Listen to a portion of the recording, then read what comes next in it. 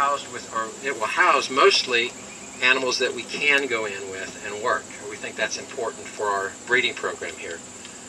The building in front of you is about 10,000 square feet. It's built to house 3 African elephant bulls. I guess you could shove 4 in there, Brad, if you really wanted to.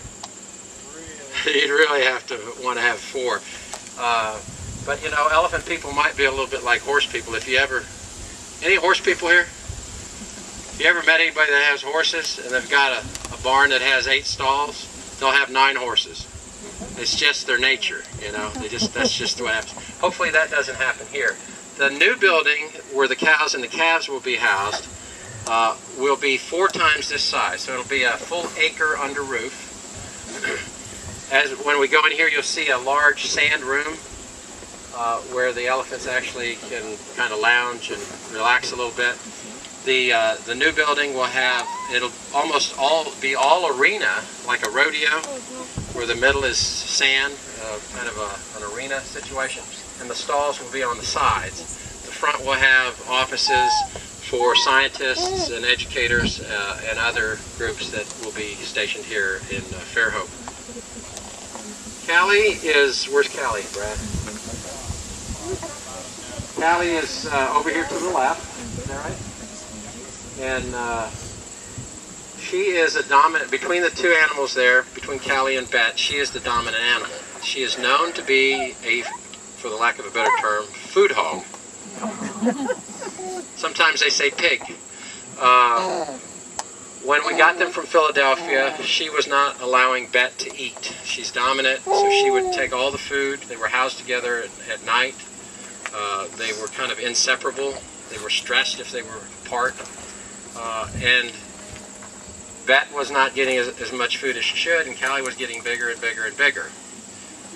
She has, since she's been here, the trainers have worked with them. I think it took, what, 2 or 3 months to train them so they could separate the 2 without them being stressed, so that Bet would get the amount of food that she needed, and so that Callie would lose some weight. Brad tells me that Callie's probably lost 1,000 pounds. That's a lot of pounds. When she got here, if you look at the shoulders on these animals, you couldn't even see them. There was so much fat on their shoulders. Apparently they tell me that's one of the first places you can tell if you're looking at a fat elephant. You can't see a shoulder in there. So they are they're in their mid-20s, 26, 27, somewhere like that. And unfortunately for us, they were proven to be non-breedable. We had some scientists do some analysis on them. One has a kidney problem that would interfere, and the other one is just slightly older than we'd like her to be. In captivity, we don't like to breed them after they're maybe 25 or 26. So some people say, well, why did you bring them here?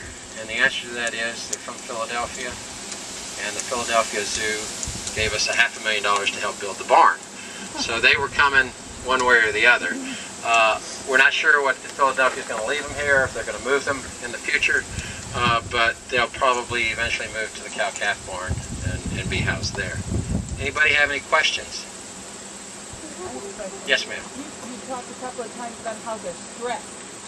How can you tell when an elephant is stressed? How can you tell when an elephant is stressed? Stress. I know they've done studies in mice, and the Japanese did some studies, and they've actually determined that an animal without any stress dies earlier than an animal with some stress. But as you might know with your job or with your family, stress can also cause problems, right? It can cause disease and psychological problems, and so the keepers, they actually kind of monitor this. You have to use the microphone. You have to use the microphone. If you look at the cows out in the backyard, I'll tell you that there's stress out there right now. It's just very, very mild. Callie is putting pressure on Bet right now as far as food. Bet's timing her body position and where she sits her food to be prepared if Callie comes over and plays the favorite elephant game, which is called Move Your Feet. The dominant animal makes the subordinate animal move her feet and takes whatever she wants. And what does Bet do then? Bet walks away. Bet walks away, but she likes to pick up her hay and walk away. So she'll grab her hay and walk. Yeah, she's not afraid to do it. Now, when they first came in, I mean, Bet would not walk through doors. She was afraid to be out by herself. But once Callie was outside, there was a lot of pressure there. Callie could be down by the roots balls that we have down there and just look all the way up at the barn, and that could get Bet to run back into the barn. She did not feel secure out there, especially with Callie around. But females need to be housed together, so she had to be with. She was not relaxed. 3 nights a week we do separate them overnight to give Bet extra chance to get her proper amount of food. We supplement Callie with straw, so what she's eating is not as rich. That helps with her reduction. But keeping them separated can also add to a lot of stress as well. Some things you will see, you can see in a lot of zoo elephants, they'll do a sway back and forth. That's a natural thing. It's from boredom or just when they're resting. It helps pump the blood back up their legs. Now, if it becomes exaggerated or excessive, that's a sign of stress. I've watched elephants do a normal amount of swaying, and then I come in the next week and they're doing it twice as much. What does it mean? I don't know. I just know that at that point they're under a little bit more stress. Something is bothering them. They're more likely to have an outburst, go after another elephant, punch them. Just child thing. Okay, that's enough.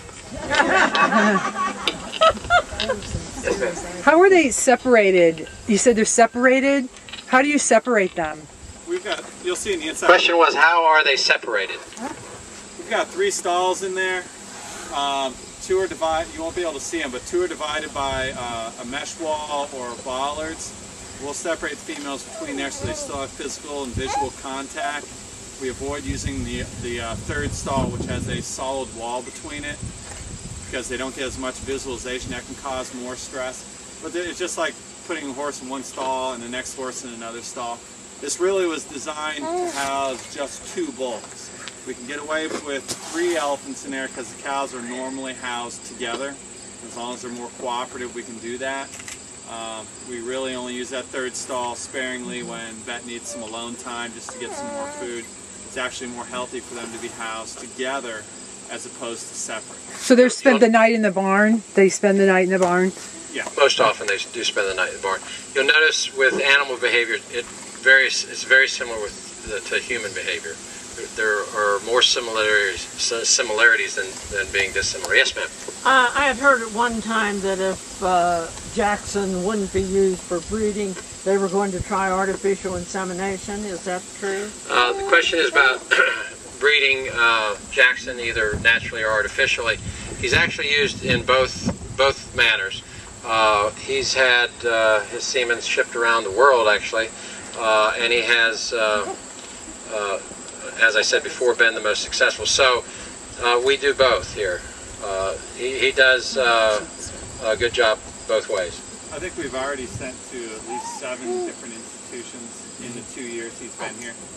In the 2 years he's been here, we've sent semen to 7 different institutions. It's not that different than the dairy business, except it's on a much smaller scale, and we don't have the scientific research that the agricultural folks have put. I mean, you know, they put so much money in over the years and research into it that they know a lot more about their animals than we do about ours. Another question, yes. Outdoor temperatures. When is there, will it be too low to let The question is, what kind of cold temperatures can these animals deal with successfully? They go into the snows of Kilimanjaro in Africa.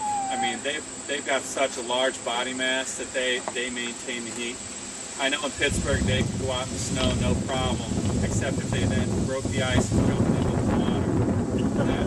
And even at that point, you bring them out, they're cold, then you bring them to the barn to warm them up. It's much different than us. They have a high tolerance for it for a certain period of time. So they can withstand our 36 inches of snow? Snow's not a problem. Snow's not a problem. They do fine with the snow. It's the ice where they can slip and hurt themselves that is a problem. Sub-zero temperatures. Yes, sir. They wouldn't go out. You raise enough hay here to feed all 3? We do. We actually in the past have shipped some of the hay back into Pittsburgh. Pittsburgh uses maybe 12,000 bales a year, the small bales. We've used around 3,600 a year out here. We hope to eventually raise all of the hay that we use.